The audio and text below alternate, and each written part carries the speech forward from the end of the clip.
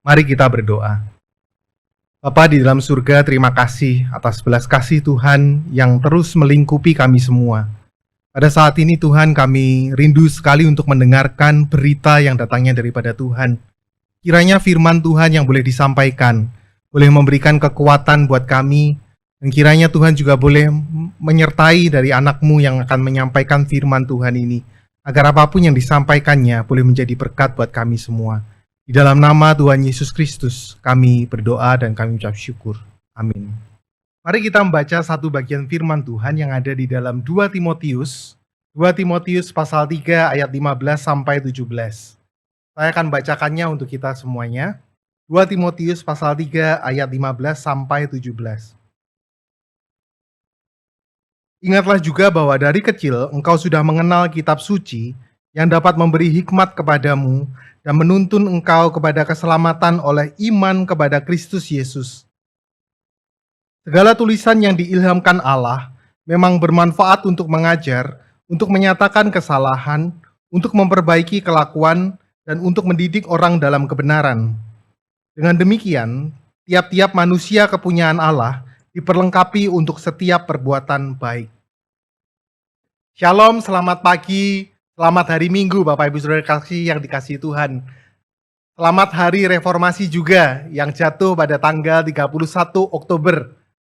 Saudara, kalau kita bisa mengamati hari peringatan reformasi, mungkin ini adalah hari peringatan yang kurang mendapatkan perhatian dari gereja. Kita bisa cek saja misalnya di atas maupun di bawah lantai 12 yang ada di APL Tower, di mana PCS berdiri. Kita melihat ada beberapa gereja yang ada di sini. Kita bisa cek apakah mereka merayakan hari raya reformasi ini. Kita juga bisa melihat di seputaran Central Park Mall yang banyak berdiri puluhan gereja. Apakah mereka juga memperingati hari reformasi? Saudara, saya pikir ini cukup aneh ya, karena kebanyakan gereja Kristen hari ini, apakah itu berasal dari denominasi Reform, denominasi Injili, maupun karismatik, Pentakosta, mereka semua adalah gereja-gereja yang memiliki akar dari perjuangan reformasi ini. Saudara, saya menduga mungkin karena banyak gereja hari ini berpikir bahwa peringatan reformasi itu sudah tidak lagi relevan dengan zaman. Pada saat itu reformasi kan berupaya untuk memprotes arogansi gereja Katolik yang dalam prakteknya banyak sekali menyimpang dari Alkitab, seperti menjual surat penghapusan dosa yang ujung-ujungnya duit. Ujung-ujungnya adalah Cho Yesu. Cho Yesu bukan lagi barang yang baru. Ini ada sesuatu hal yang sudah lama dilakukan. Saudara, hari ini kita juga melihat bahwa gereja Katolik kan sudah pisah sinode dengan gereja Kristen. Gak ada urusan kan? Jadi ngapain kita harus memperingati reformasi? Perjuangannya sudah selesai. Lalu hari ini banyak juga dari gereja Kristen yang mengaku bahwa firman Tuhan itu menjadi pegangan yang utama di dalam kehidupan. Tidak ada masalah dengan hal ini. Saudara, saya percaya bahwa kita perlu merayakan reformasi, bukan terutama untuk mengingat perjuangan Martin Luther pada saat itu. Tetapi kita mau memperingati keutamaan firman Tuhan, keutamaan Alkitab yang kita miliki ini menjadi dasar di dalam kebenaran, di dalam apapun yang kita lakukan sebagai orang Kristen. Saudara, keutamaan firman itulah, sola scriptura itulah yang menjadi jantung perjuangan Luther saat itu. Melalui lensa sola scriptura, kita bisa melihat bahwa orang percaya mengerti keselamatan itu hanya oleh iman. Sola fide. Iman di dalam apa? Iman di dalam Kristus Yesus. Solus Kristus. Dan bahwa keselamatan itu mereka peroleh, mereka bisa beriman. Itu karena anugerah yang datangnya daripada Tuhan. Sola gratia. Dan karena tidak ada jasa perbuatan baik kita sedikit pun di dalam keselamatan kita, maka kita bisa mengerti bahwa semuanya, semua kemuliaan hanya bagi Tuhan, soli Deo Gloria. Saudara, perjuangan Luther saat itu sebetulnya bukan perjuangan yang baru, tetapi perjuangan yang sudah dirintis oleh banyak tokoh reformasi sebelumnya, seperti misalnya John Wycliffe yang dijuluki The Morning Star of Reformation. Ada juga Jan Hus dan Johannes Gutenberg, penemu mesin cetak pertama yang menggunakan bisnis percetakannya untuk mencetak pamflet-pamflet reformasi, yang menyebarkan ide-ide reformasi itu kepada masyarakat luas. Dan setelah era Luther, kita juga mendapati ada tokoh-tokoh reformasi yang lain yang meneruskan perjuangan. Kita bisa mendapati ada Martin Bucer, ada William Tyndale, dan juga John Calvin yang mantap. Mereka ini adalah abang-abang jago di masa mereka, saudara. Dan di bagian Alkitab yang tadi kita baca, ada abang jago yang bernama Paulus. Paulus yang juga berkepentingan sekali untuk mendirikan, meninggikan doktrin sola scriptura, keutamaan Alkitab, keutamaan firman Tuhan di dalam kehidupan orang percaya. Saudara, perlu dipahami bahwa pada saat ini kita menghadapi banyak sekali goncangan zaman. Firman Tuhan harus menjadi pegangan utama di dalam setiap musim kehidupan, di dalam setiap zaman, terutama di tengah goncangan zaman saat ini. Firman Tuhanlah yang menjadi pedoman kita, saudara. Jadi perlu dipahami bahwa doktrin sola scriptura bukanlah formulasi doktrin versi Luther yang baru. Tetapi ini adalah doktrin yang ditinggikan oleh firman Tuhan sendiri. Saudara, di saat itu gereja Efesus tempat Timotius melayani berada di dalam goncangan yang besar, berada di dalam banyak masalah. Gereja memasuki masa-masa yang sukar. Pada saat itu, orang-orang di sekitar mereka tidak bermoral. Mereka tidak beretika. Lalu jemaat Tuhan hidupnya ngikut lifestyle, ngikut gaya hidup orang-orang belum percaya ini dengan hidup duniawi. Mereka cinta uang, mereka egois, mereka suka menyombongkan diri. Mereka kalau ngomong, kalau orang kaya makannya di mall yang mewah. Kita mainnya di sana, nongkrongnya di sini. Kamu di mana nongkrongnya? Mereka orang-orang yang suka melawan orang tua juga. Mereka suka memfitnah. Mereka orang yang gampang emosi, tersinggung. Mereka orang-orang yang sulit mengampuni. Mereka orang-orang yang suka nyinyir. Dan secara lahiriah, mereka dikatakan menjalankan ibadah, tetapi memungkiri kekuatannya. Secara lahiriah mereka beribadah, tetapi mereka hidupnya munafik. Itu yang menjadi keluhan dari banyak orang Kristen pada saat itu. Mereka mendapati di sekitar mereka orang-orang yang belum percaya, mereka yang hidupnya munafik, tetapi juga orang-orang Kristen yang hidupnya lebih munafik.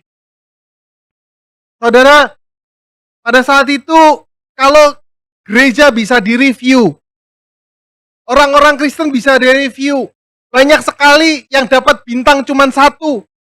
Produknya mengecewakan, tidak sesuai dengan harapan, tidak sesuai dengan iklannya. Gereja tambah goncang karena viralnya pengajaran-pengajaran sesat yang diajarkan beberapa hamba Tuhan di gereja Efesus, yang membuat antar jemaat berada di dalam konflik yang besar. Kita bisa melihatnya di dalam 2 Timotius pasal 2 ayat 14 sampai 26. Ada juga problem lainnya, yaitu gembala mereka Paulus di penjara dan menghadapi garis akhir hidupnya. Paulus akan mati. Lalu ada masalah regenerasi kepemimpinan, yang karena Timotius saat itu belum banyak pengalaman dan dia harus menggantikan Paulus. Ditambah lagi problem di dalam diri Timotius, yang hari ini kita bisa mengenalnya mungkin dengan istilah social anxiety. Timotius orangnya nggak pede. Itu menjadi problem yang menghantui gereja pada saat itu.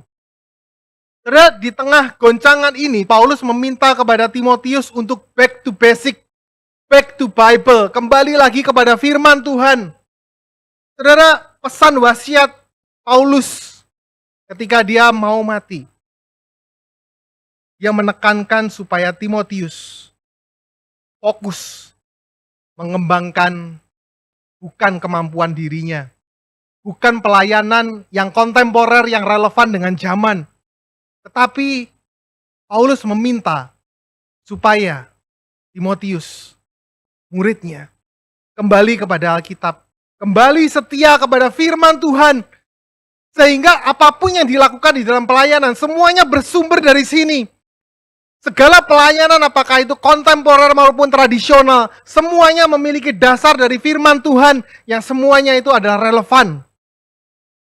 Saudara, firman Tuhan yang ada di dalam Alkitab, atau di dalam aplikasi HP kita saat ini, adalah firman yang berkuasa menghadapi situasi segala zaman.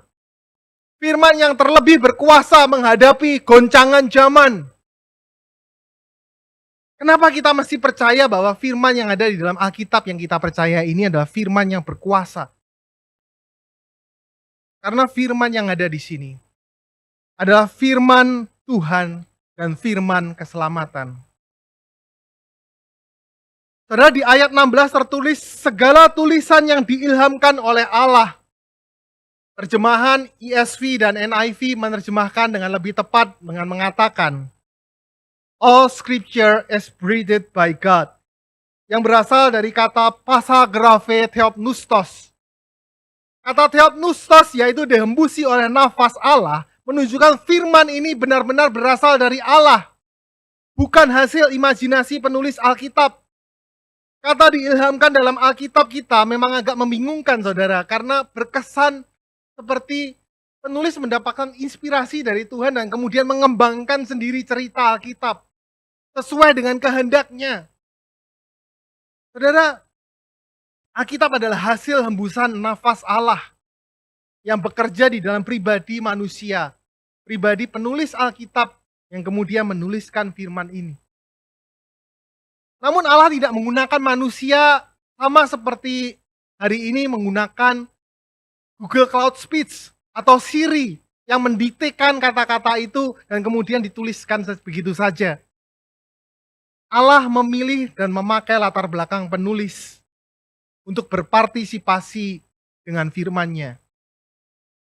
Dari kata grafe ini, hari ini kita mendengar kata grafi, misalnya biografi, misalnya juga fotografi. Saudara, di sini banyak sekali dari anak-anak muda yang jago fotografi.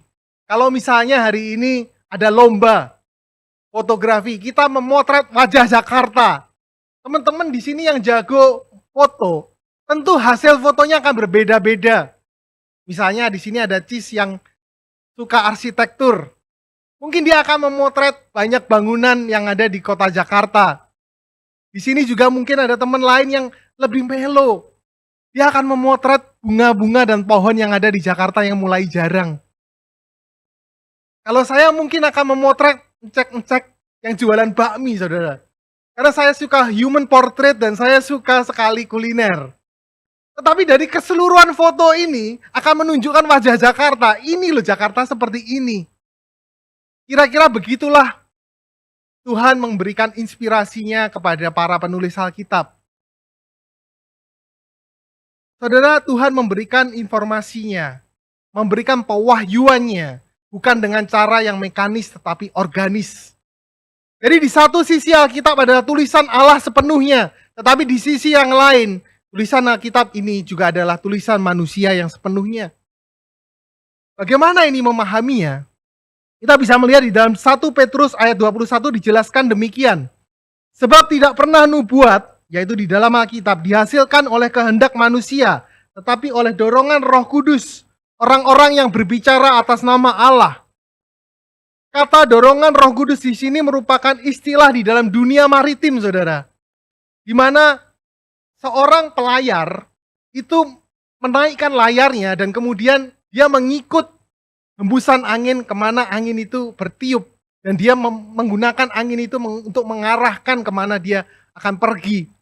Jadi saudara, pewahyuan Allah terjadi bukan melalui partisipasi yang pasif, tetapi aktif. Kooperasi yang aktif antara Allah dengan manusia. Karena di sini kita mendapati keajaiban dan misteri Alkitab sebagai tulisan Allah sepenuhnya dan tulisan manusia sepenuhnya. Alkitab adalah firman tertulis, yang mana ini adalah tulisan Allah sepenuhnya dan tulisan manusia sepenuhnya. Kita mendapatkan paralelnya di dalam diri Yesus Kristus, yaitu firman yang hidup. Firman yang hidup yang adalah Allah sepenuhnya dan juga manusia sepenuhnya. Karena Alkitab yang kita miliki ini adalah firman yang dihembusi oleh Allah sendiri, maka firman ini memiliki kuasa, memiliki otoritas yang memerintah kehidupan kita.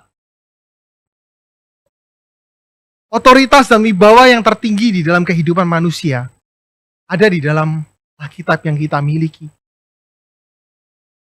Otoritas dan wibawa firman Tuhan ini menopang Alkitab bertahan hingga kini.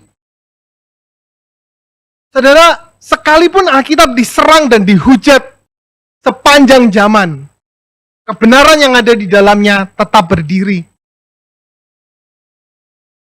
Tidak ada kitab lain di dunia ini yang mendapatkan serangan begitu hebat di sepanjang segala zaman, selain daripada Alkitab yang kita miliki. Tetapi Alkitab yang kita miliki ini tetap bertahan, bahkan terus dicetak, diterjemahkan, dan didistribusikan ke seluruh berbagai belahan dunia. Saudara, Alkitab disebar dan disalin begitu masif sejak dahulu kala. Karena mereka percaya dan tunduk akan otoritas wibawa firman Tuhan yang ada di sini. Kalau nggak gitu, ngapain mereka capek-capek untuk menyalinnya? Butuh biaya produksi yang tinggi. Butuh juga biaya transportasi yang tinggi untuk menyebarkannya ke berbagai daerah.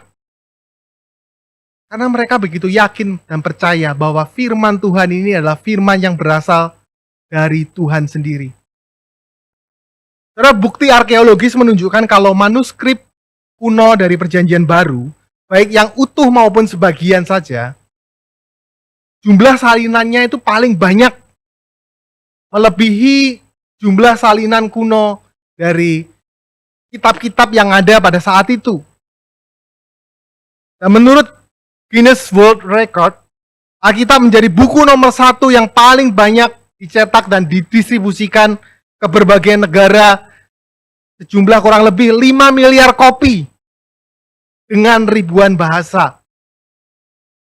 Nah, sekalipun diserang terus-menerus sepanjang masa, kebenaran firman Tuhan tetap berdiri tegak. Lalu bagaimana dengan sikap orang Kristen terhadap Alkitab hari ini? Alkitab yang sangat mudah diakses baik dalam bentuk cetak maupun aplikasi. Riset dari Barna Institute pada tahun 2019 menunjukkan bahwa orang-orang Kristen Amerika yang rajin membaca Alkitab, persentasenya 19%, saudara. Apa maksudnya Bible Engaged Christian yang 19% ini? Orang-orang yang membaca Alkitab rata-rata 4 kali seminggu. Itu kategorinya udah rajin, saudara. Bagaimana dengan tahun 2020 ketika ada pandemi? Ketika ada lebih banyak waktu lagi untuk membaca firman Tuhan, ada penurunan, saudara. 7% penurunan dari orang-orang yang rajin membaca firman Tuhan. Kemudian riset dari Cultural Research Center 2020 di Amerika menunjukkan bahwa 52% orang Kristen tidak percaya akan kebenaran moral absolut. Mereka juga tidak percaya bahwa ada yang namanya kebenaran absolut ini bisa ditegakkan di dalam Alkitab. Mereka hidup lulu gua-gua. Mau cerai, mau aborsi, itu hak asasi. Dan 75% orang-orang Kristen di Amerika percaya bahwa pada dasarnya mereka itu orang yang baik. Mereka bukan orang yang berdosa. Pelan-pelan mereka akan mikir, mereka nggak butuh juru selamat. Lalu bagaimana keterlibatan orang Kristen terhadap Alkitab di Indonesia? Di Jakarta, gak usah jauh-jauh, di gereja BCS. Saudara-saudara yang menyaksikan atau mengikuti ibadah online ini, mungkin bisa tanya ke sampingnya, ke papanya, ke mamanya, orang tua ke anaknya. Siapa yang membaca Alkitab sudah habis semuanya? Coba dibikin survei ya, tanya, silakan tanya. Siapa yang membaca seluruh Alkitab ini sampai selesai? Kalau nggak ada, terusin pertanyaannya. Siapa yang pernah membaca hanya perjanjian baru saja sampai selesai? Kalau belum, tanya lagi. Siapa yang sudah pernah baca Injil saja? Matius, Markus, Lukas, Yohanes sampai selesai. Ada nggak? Coba tanyain ke kanan dan kirinya. Ya, saudara, perlukah hari ini kita menghidupi semangat reformasi, sola scriptura, back to Bible, kembali kepada firman Tuhan? Jelas perlu sekali, saudara. Justru hari ini kita sangat perlu sekali di tengah goncangan zaman yang kita alami bersama. Kita sangat membutuhkan firman Tuhan. Saudara, inilah otoritas yang tertinggi memerintah kehidupan manusia. Tidak ada otoritas yang lain yang bisa memerintah kehidupan manusia yang lebih tinggi lagi. Jika kita tidak mau bergaul dengan firman Tuhan, maka perlahan-lahan iman kita akan tergerus. Iman kita perlahan-lahan akan pudar. Apalagi ketika hidupmu saat ini bergoncang, maka engkau akan mudah sekali jatuh. Nah, kenapa ya banyak orang yang ogah baca Alkitab hari ini? Padahal kalau kita mau mendedikasikan waktu kita 1% saja, 1% dari 24 jam yang kita miliki, yaitu 15 menit sehari, kita bisa menyelesaikan seluruh Alkitab di dalam 1 tahun. Cuma 1% dalam kehidupan kita, saudara, di dalam 1 hari.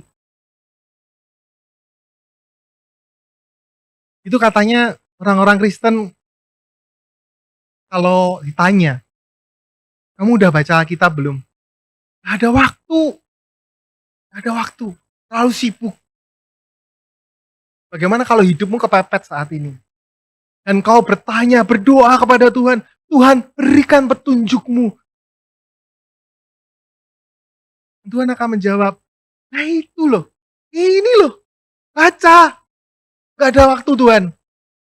Gak ada waktu. Saudara, banyak sekali dari kita butuh sekali pimpinan Tuhan, tetapi tidak mau mendengarkan pimpinan Tuhan. Saudara, tunduklah pada otoritas dan wibawa firman dari Tuhan yang berkuasa. Reformasi hidupmu. Jadikan firman Tuhan sebagai otoritas dan prioritas utama yang memerintah hidupmu. Peganglah firman Tuhan ini di segala situasi, apalagi di tengah goncangan yang kita hadapi. Maka kita akan ditopang oleh otoritas dan wibawa firman Tuhan yang penuh kuasa ini. Selanjutnya kita perlu menjadikan firman Tuhan sebagai pegangan utama di segala zaman, karena ini adalah firman keselamatan. Saudara, di tengah goncangan masalah yang dihadapi Timotius, Paulus memintanya untuk mengingat kitab suci. Kitab suci yang sudah dikenalnya sejak kecil, karena kitab suci ini memberikan hikmat yang menuntun kepada keselamatan oleh iman kepada Kristus Yesus.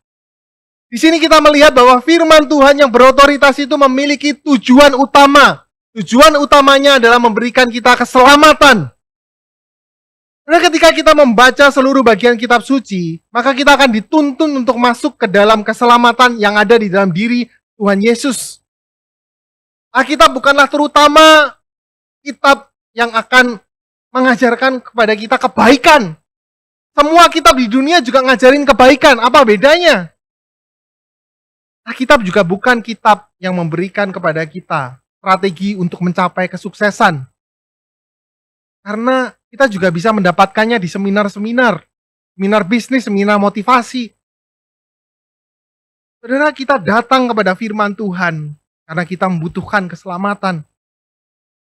Alkitab adalah kitab keselamatan. Fungsi Alkitab adalah menunjukkan rancangan keselamatan Allah kepada manusia dan mengundang manusia untuk masuk ke dalam keselamatan tersebut. Karena kesaksian Alkitab bahwa keselamatan ada di dalam iman percaya di dalam diri Yesus Kristus, maka kita percaya bahwa Alkitab yang ada di sini, Alkitab yang kita miliki, menunjuk pada Kristus. Christ-centered scriptures. Ini adalah kitab yang berpusat kepada Kristus. Saudara, prinsip sola scriptura akan menunjuk kepada solus Kristus. Keselamatan hanya ada di dalam diri Kristus Yesus. Sola scriptura juga akan menunjukkan bahwa kita diselamatkan oleh anugerah, bukan perbuatan baik kita. Sola gratia. Melalui anugerah itu, kita juga bisa memiliki iman di dalam pribadi dan karya Yesus Kristus yang mati dan bangkit menebus dosa kita. Sola fide. Oleh karena itu seluruh hidup kita harus dipersembahkan bagi kemuliaan Allah. Soli Deo Gloria. Saudara, seluruh bagian Alkitab memiliki benang merah keselamatan yang menunjuk kepada Yesus Kristus, Sang Mesias. Kristus yang dinantikan di dalam perjanjian lama. Kristus yang sudah hadir di dalam perjanjian baru. Benarkah Yesus di dalam perjanjian baru adalah Mesias yang memang dinantikan di dalam perjanjian lama?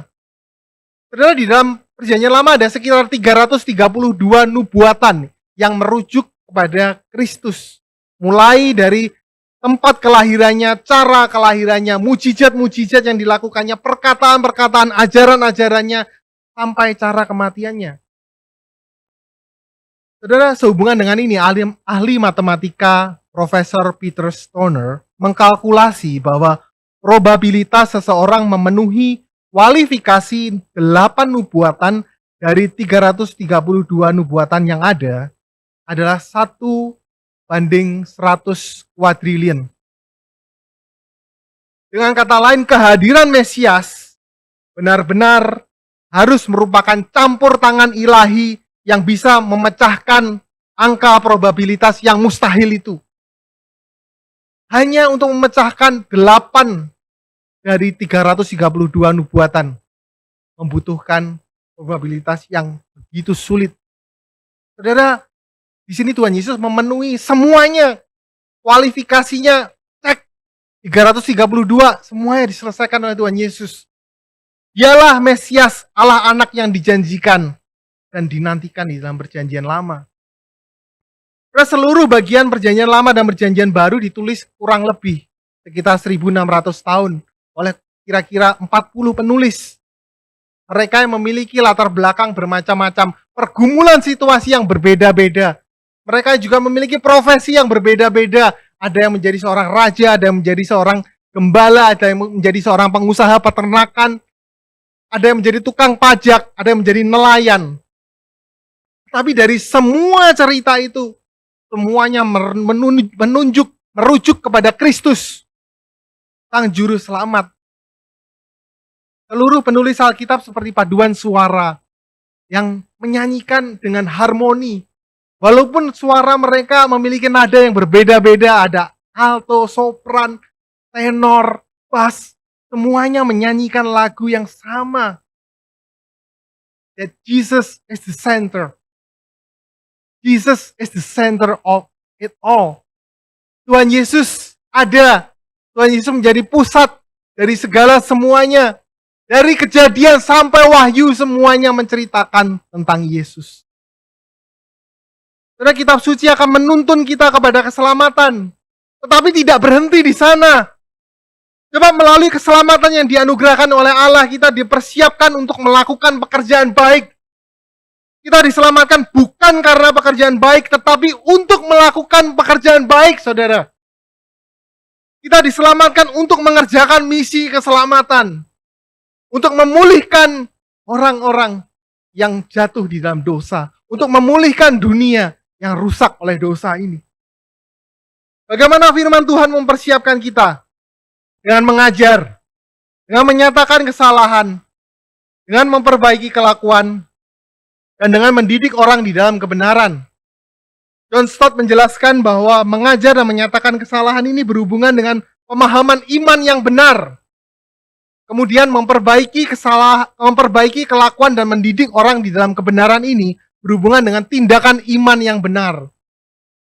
Dengan kata lain, pengenalan firman Tuhan akan membentuk mindset, akan membentuk lifestyle kita.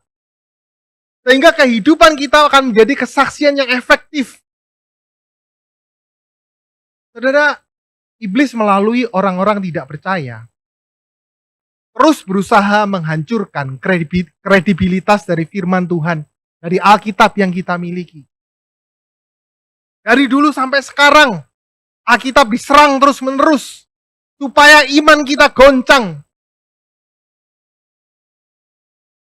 Tapi kita melihat dari sejarah, kuasa yang menyelamatkan, yang ada di dalam firman Tuhan ini, tidak bisa membendung orang-orang percaya untuk melakukan pekerjaan-pekerjaan baik yang telah dipersiapkan Allah. Firman Tuhan ini membakar hati anak-anak Tuhan untuk mendirikan sekolah, untuk mendirikan university, untuk mendirikan rumah sakit. Sejarah membuktikan berdirinya rumah sakit, berdirinya sekolah, university, merupakan pengaruh yang besar sekali datangnya daripada kekristenan. Saudara, kita bisa cek saja misalnya di Jakarta. Berapa banyak sekolah Kristen? Kita memiliki sekolah Kalam Kudus. Berapa banyak yang ada university Kristen? Sekolah dan university Kristen banyak. Jakarta. Bagaimana dengan rumah sakit Kristen? Banyak juga. Dan berapa banyak persentase orang Kristen di Jakarta? Tidak terlalu banyak. Kuasa firman Tuhan yang menyelamatkan ini membakar hati anak-anak Tuhan untuk melakukan pekerjaan baik. Saudara, firman Tuhan ini juga menginspirasi anak-anak Tuhan untuk mempelajari sains dengan lebih sungguh, dengan lebih serius. Kita bisa melihatnya misalnya di dalam tokoh-tokoh sains modern yang banyak sekali orang-orang Kristen. Misalnya Blaise Pascal, ahli matematika. Louis Pasteur yang memiliki atau menemukan teori tentang vaksin. Hari ini ada vaksin COVID, itu juga jasa dari beliau. Anak Tuhan. Ada Isaac Newton, ahli fisika yang memformulasikan hukum gerak dan gravitasi. Kita bisa menaiki pesawat terbang kemana-mana. Karena ada anak Tuhan yang bekerja sebelumnya. Newton juga dikenal sebagai seorang teolog karena dia sangat rajin mempelajari Alkitab. Saudara tahu tahun paling produktif Newton memberikan atau menghasilkan penemuan-penemuannya? Tahun 1605. Pada saat London di mana dia berada di dalam pandemi. Dia harus lockdown di rumah. Newton menghasilkan banyak sekali penemuan-penemuan yang brilian. Bagaimana dengan kita, anak Tuhan hari ini, yang hari ini juga mengalami pandemi? Jangan-jangan kita baca Alkitab aja enggak? Jangan-jangan kita juga enggak berkarya apapun. Jangan-jangan kita menjadi kaum rebahan, saudara. Bangkit dari rebahmu. Bangkit. Kembalilah kepada firman Tuhan. Cintailah firman Tuhan ini. Saudara, tanda bahwa kita benar-benar anak Tuhan. Tanda bahwa kita adalah orang-orang yang memang sudah diselamatkan.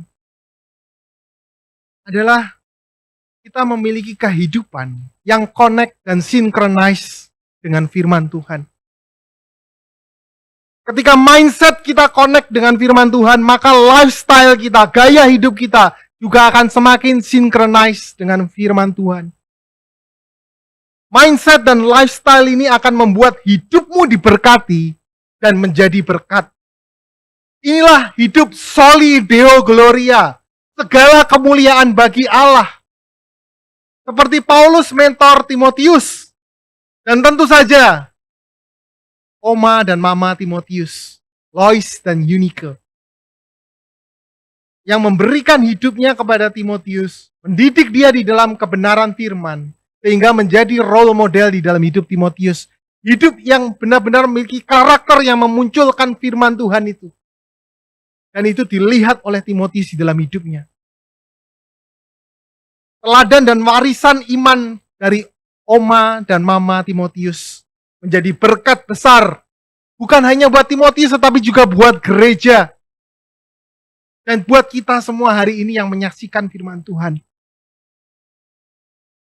Karena di saat Timotius down di dalam pelayanannya, Paulus memintanya untuk kembali mengingat firman Tuhan dan kembali mengingat teladan orang-orang yang mengajarkan firman ini.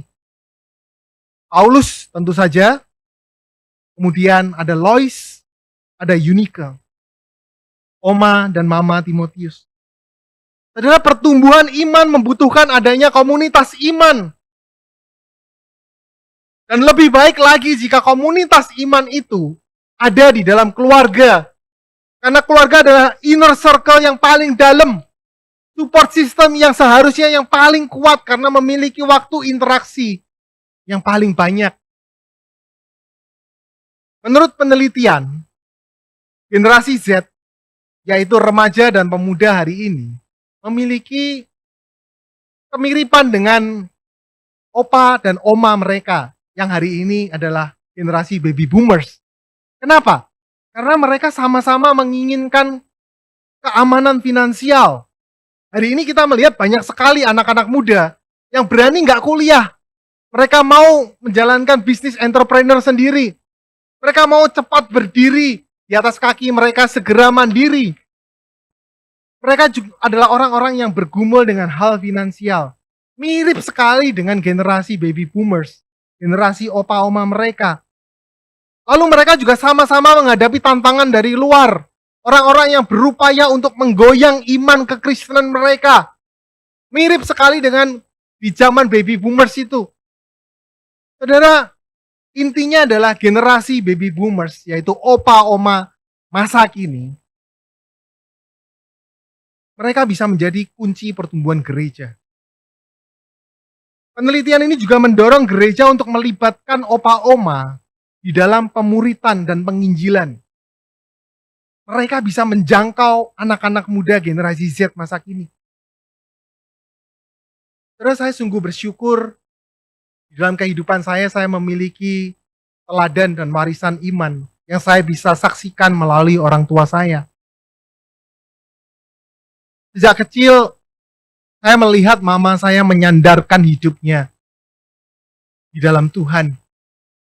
Saya melihat mama saya memiliki kehidupan doa yang kuat. Waktu-waktu doanya sungguh luar biasa, saudara. Saya sering kali melihat mama saya berdoa ketika dia bangun tidur. Ketika dia mau membuka toko. Ketika dia sedang bekerja. Ketika dia selesai menutup toko. Ketika dia mau tidur, hidupnya dibangun di dalam kehidupan doa. Itu lifestyle sehari-harinya, saudara. Papa saya setelah bertobat menerima Tuhan Yesus, memiliki iman yang begitu luar biasa. Dia memberikan hidupnya untuk melayani Tuhan dengan sungguh. Seringkali waktunya banyak untuk pelayanan. Dan tentu saja dia tidak melupakan pekerjaannya, mencari nafkah untuk keluarganya. Dan saya juga melihat papa saya rajin baca Alkitab. Bahkan di penghujung akhir hidupnya. Papa saya meninggal karena serangan jantung sehabis berolahraga. Setelah dia berolahraga seperti biasa, dia akan sarapan pagi dan duduk di meja makan. Pada saat itu biasanya sebelum makan, dia akan berdoa dan membaca Alkitab. Pada saat itu tiba-tiba papa saya berteriak kesakitan. Dan dia meninggal mendadak. Dan pada saat itu, saya melihat ada Alkitab, ada firman Tuhan yang terbuka di hadapannya. Di akhir hidupnya, saya melihat firman Tuhan yang menyelamatkan itu terbuka, menyambut Bapa saya. Sungguh saudara, melalui teladan dan warisan iman yang diperlihatkan melalui kehidupan orang tua saya dikuatkan untuk menjadi seseorang yang juga harus memberikan teladan iman bagi keluarga saya. Ketika saya menjadi hamba Tuhan, berarti saya harus terus berlatih untuk memahami dan menghidupi firman Tuhan. Mempersiapkan khotbah yang benar-benar mengungkapkan kebenaran firman Tuhan. Saya mesti punya waktu yang cukup untuk teliti, menafsirkan, dan merenungkannya. Tapi itu semua jauh lebih mudah, saudara, daripada menghidupi apa yang saya khotbahkan. Apa yang saya hidupi itu yang disaksikan oleh keluarga saya dan tentunya jemaat Tuhan. Dan tentunya juga orang-orang yang belum percaya. Begitu pula saudara-saudara yang kebanyakan bukan hamba Tuhan sepenuh waktu. Kalian pun memiliki tanggung jawab yang sama. Karena pada dasarnya kita semua adalah hamba Tuhan. Pilihannya kita mau menjadi hamba Tuhan atau hamba dunia. Itu aja. Bedanya hanya tempat melayani. Saya melayani di gereja, saudara-saudara melayani di marketplace, saudara melayani di university, saudara melayani di keluarga kalian. Saudara, kita semua sama-sama hidup di bawah sorotan orang-orang yang belum percaya. Mereka mau melihat iman kita. Kita hidup di bawah sorotan orang-orang yang juga sudah percaya. Apakah iman kita sinkron dengan firman Tuhan? Perjuangan berat kita saat ini bukanlah meninggikan, menegakkan doktrin sola scriptura, tetapi menghidupi doktrin sola scriptura ini dalam kehidupan kita. Bagaimana kita menghidupi firman Tuhan dengan sungguh. Bagaimana hidup iman kita benar-benar berpusat kepada firman Tuhan. Sehingga hidup kita benar-benar soli Deo Gloria. Meninggikan nama Tuhan. Ini menjadi tanggung jawab kita semua, saudara. Untuk menjadi teladan, untuk memberikan warisan iman kepada generasi penerus kita. Seorang hamba Tuhan pernah mengatakan hidup kita mungkin adalah satu-satunya kitab yang dibaca oleh mereka yang tidak mendengarkan Injil. Jadi saudara-saudara, apakah kita memberitakan Injil melalui kesaksian kehidupan kita? Itu pertanyaan yang harus kita jawab dengan sungguh, saudara. Karena kita menghadapi tanggung jawab ini. Dan suatu saat Tuhan akan menanyakan hal ini kepada kita. Jadikan firman Tuhan menjadi otoritas tertinggi. Firman Tuhan memerintah hidupmu. Karena memang ini adalah firman yang berasal dari Tuhan. Izinkan firman Tuhan ini menuntunmu di dalam keselamatan. Sehingga engkau bisa mengundang orang lain untuk masuk juga di dalam keselamatan. Oleh karena itu saudara-saudara, jadikan firman Tuhan sebagai peganganmu di setiap musim kehidupan. Sehingga engkau juga bisa berkata seperti tokoh reformasi. Here I stand. Di atas kebenaran firman Tuhan ini, aku berdiri. Amin. Mari kita berdoa. Bapa di dalam surga, hamba-Mu telah menyampaikan firman-Mu di dalam segala keterbatasannya.